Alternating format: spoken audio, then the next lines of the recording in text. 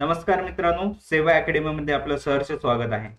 मित्रांनो, तुम्ही अधिकारी व्हायचं स्वप्न पाहत असाल तर हा व्हिडिओ तुमच्यासाठी मार्गदर्शक ठरणार आहे. कारण की त्यामुळं हा व्हिडिओ तुम्ही शेवटपर्यंत बघा आणि स्पर्धा परीक्षेत एक पाऊल पुढे जा. सबस्क्राईब करा सेवा अकॅडमीला. इथे मिळेल तुम्हाला शास्त्रशुद्ध अभ्यास, सरळ मार्गदर्शन आणि पास्ट पेपरचं अनालिसिस. मित्रांनो, ही आपण फास्ट ट्रॅक रिव्हिजन बॅच चालू करतोय.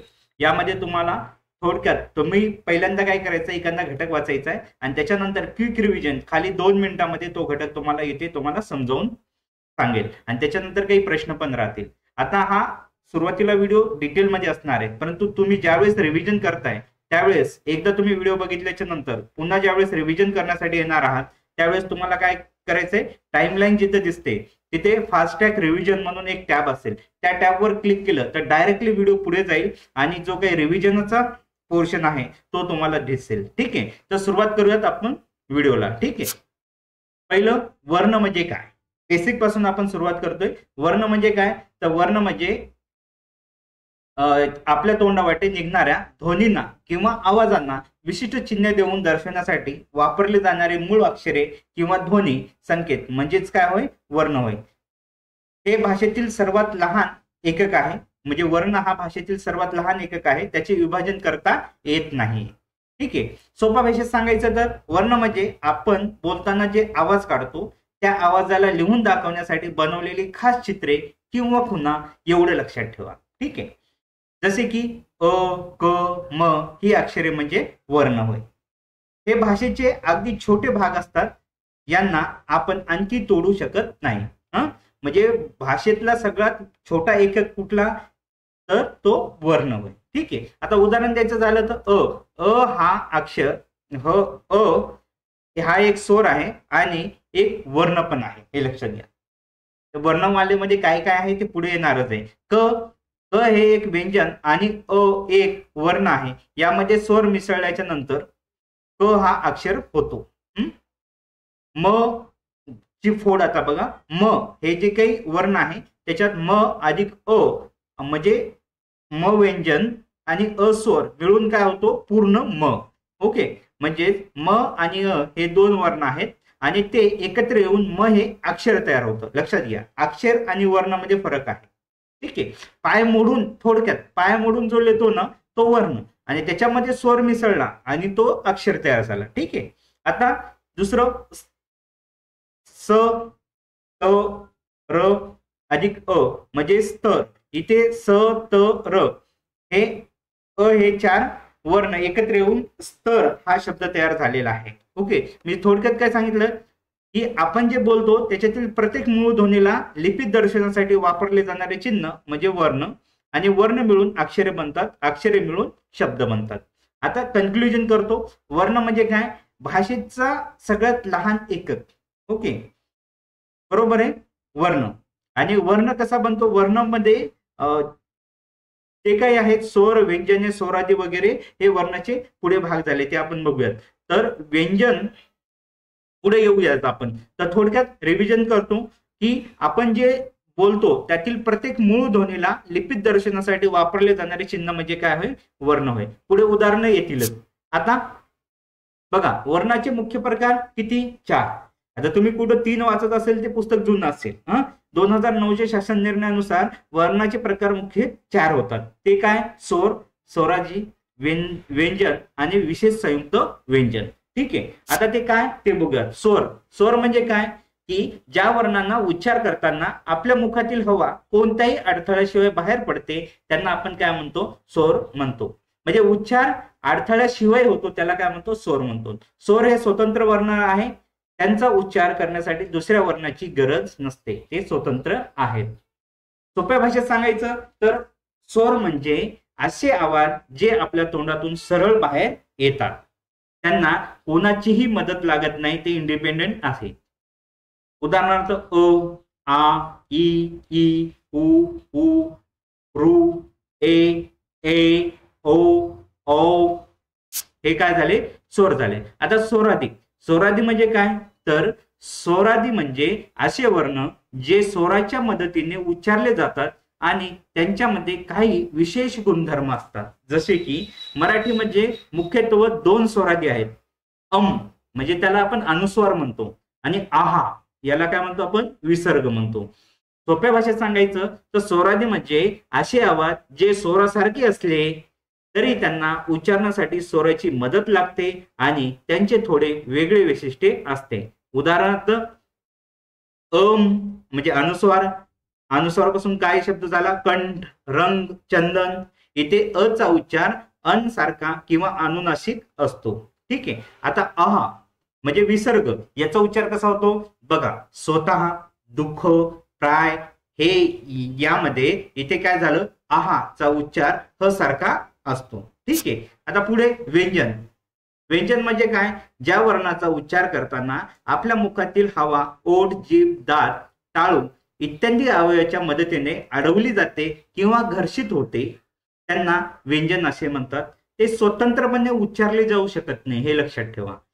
कोण स्वतंत्रपणे उच्चारले जाऊ शकतात, स्वर, आणि कोण नाही उच्चारले जाऊ शकत तर व्यंजन. हे लक्षात राहणं गरजेचं आहे.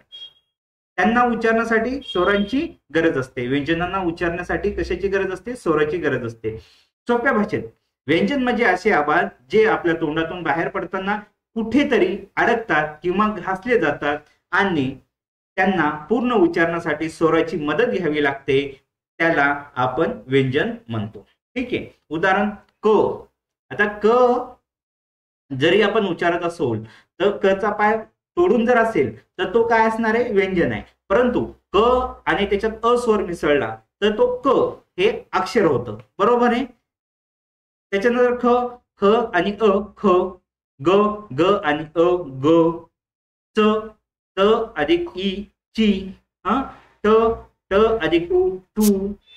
ओके, लक्षात आलं. आता पुढे, आता विशेष संयुक्त व्यंजन कुठले, 2009च्या शासन निर्णयानुसार. ठीक आहे. तर दोन किंवा अधिक व्यंजने एकत्र येतात आणि त्यांच्यामध्ये स्वर नसतो तेव्हा तयार होणाऱ्या अक्षराला संयुक्त व्यंजन असे म्हणतात. मराठीमध्ये काही विशेष संयुक्त व्यंजने आहेत जी दोन विशिष्ट व्यंजनाच्या संयोगाने बनतात आणि त्यांचे स्वरूप इतर संयुक्त व्यंजनापेक्षा वेगळे असते. सोप्या भाषेत जेव्हा दोन व्यंजने एकत्र येतात आणि त्यामध्ये कोणताही स्वर नसतो तेव्हा एक नवीन अक्षर तयार होते, त्याला काय म्हणतात, संयुक्त व्यंजन म्हणतात. ठीक आहे. मराठीत काही खास संयुक्त व्यंजने आहेत जे दिसायला आणि उच्चारायला इतर संयुक्त व्यंजनापेक्षा वेगळे असतात. उदाहरणच घ्यायचं झालं तर श, क अधिक श अधिक अ म्हणजे श. उदाहरण घ्यायचं झालं तर क्षमा, क्षण.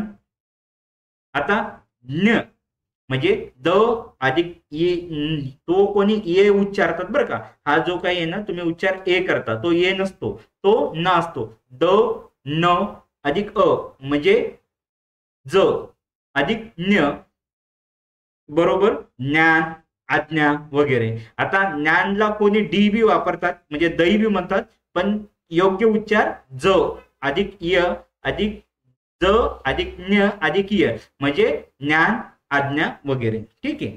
आता पुढे, आता काही उदाहरणं बघूयात याच्यावरतीच. तर आता तुम्ही कमेंटमध्ये लिहायचंय तुम्हाला किती मार्क पडतात. 10 उदाहरण घेतलेले, 10 पैकी 10 तुम्हाला यायला पाहिजे. ठीक आहे.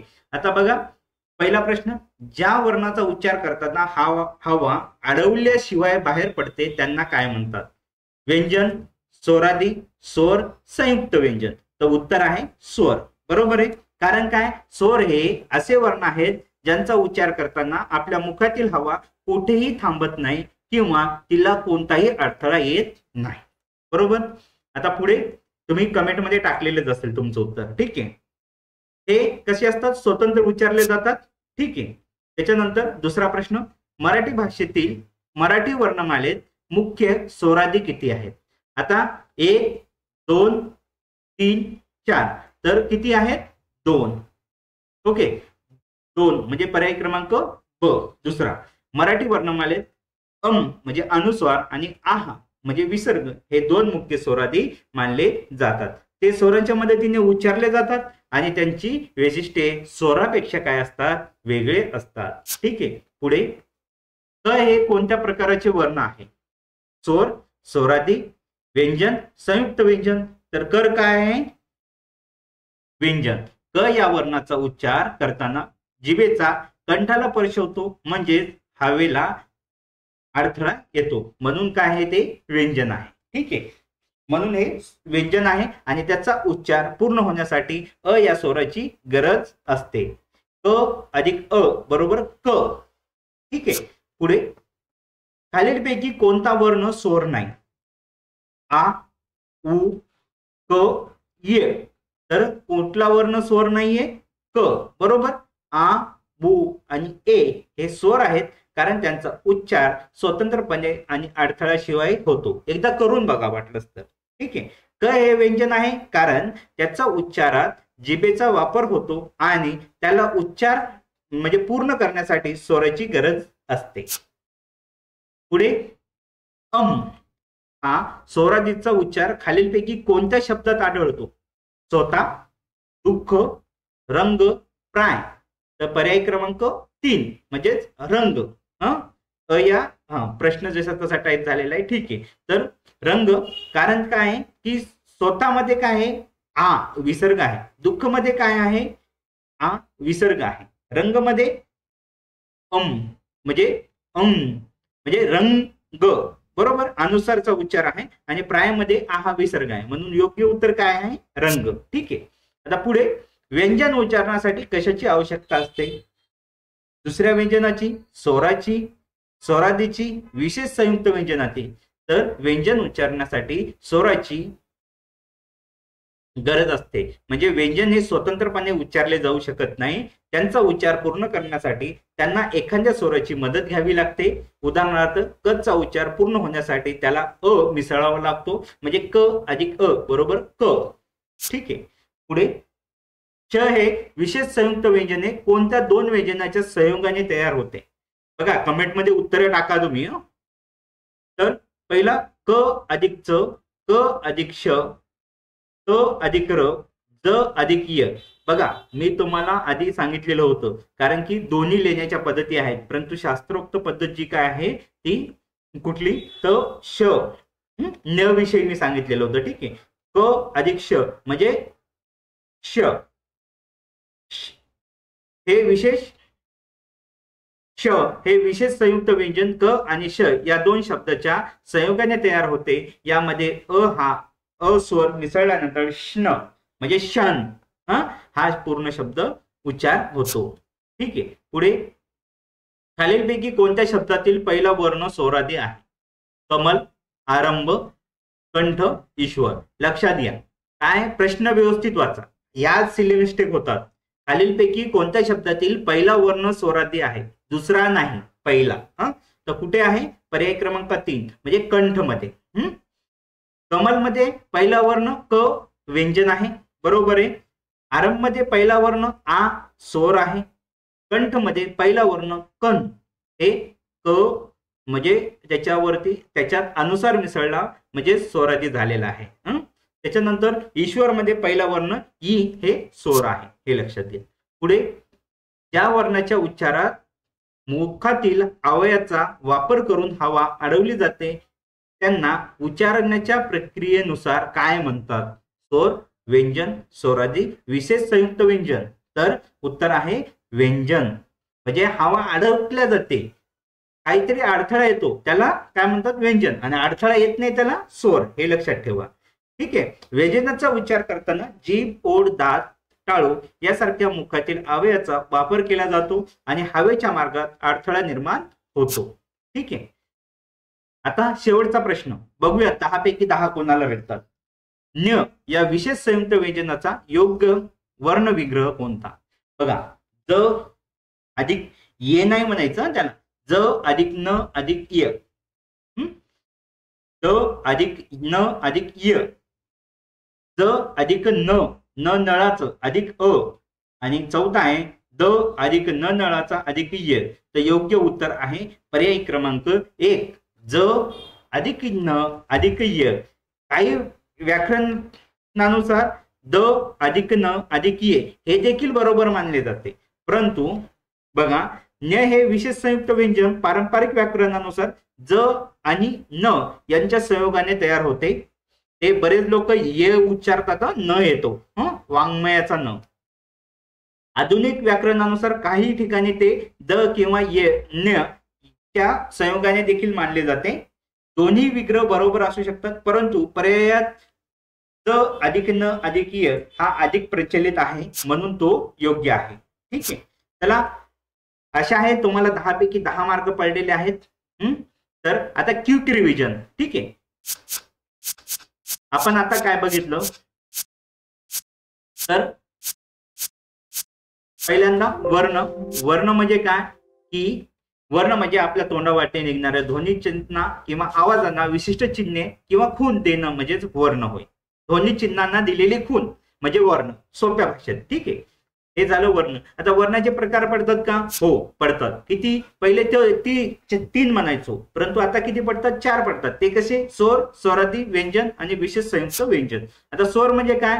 ज्या वर्णाचा उच्चार आपल्या तोंडावाटे हवा कोणत्याही अडथळ्याशिवाय, मुखातील हवा कोणत्याही अडथळ्याशिवाय बाहेर पडतो त्याला स्वर असे म्हणतात. म्हणजे त्याला कुठल्याहीची गरज नाही, स्वतंत्र उच्चाराचे वर्ण म्हणजे स्वर असेही आपल्याला म्हणता येईल. ठीक आहे, त्याच्यानंतर व्यंजन म्हणजे काय तर म्हणजे स्वरादी म्हणजे काय? असे वर्ण जे स्वराच्या मदतीने उच्चारले जातात आणि त्यांच्यामध्ये काही विशेष गुणधर्म असतात. आणि किती स्वरादी आहेत? 2, अम आणि आ. बरोबर. आता व्यंजन म्हणजे काय? ज्याचा उच्चार करण्यासाठी स्वराची मदत घ्यावी लागते त्यांना आपण व्यंजन असे म्हणतो. किंवा ज्या वर्णाचा उच्चार करताना आपल्या मुखातील हवा ओठ, जीभ, टाळू इत्यादी अवयवाच्या मदतीने अडवली जाते किंवा घर्षित होते त्याला व्यंजन असे म्हणतात. बरोबर आहे. व्यंजन म्हणजे असे आवाज जे आपल्या तोंडातून बाहेर पडताना कुठेतरी अडकतात किंवा घासले जातात. ठीक आहे, त्यांना पूर्ण उच्चारासाठी स्वराची मदत घ्यावी लागते. स्वराशिवाय उच्चार कोणाचा होतो? व्यंजनाचा होतो का? नाहीये. तर व्यंजनाचा हे स्वतंत्र उच्चाराचे वर्ण आहेत, परंतु व्यंजन हे स्वतंत्र उच्चाराचे वर्ण आहेत का? नाहीयेत. कुठले स्वतंत्र उच्चाराचे वर्ण आहेत? स्वर आहेत. आणि स्वतंत्र उच्चाराचे वर्ण नसलेले काय? व्यंजन आहे. ठीक आहे, चला भेटूयात पुढच्या व्हिडिओमध्ये.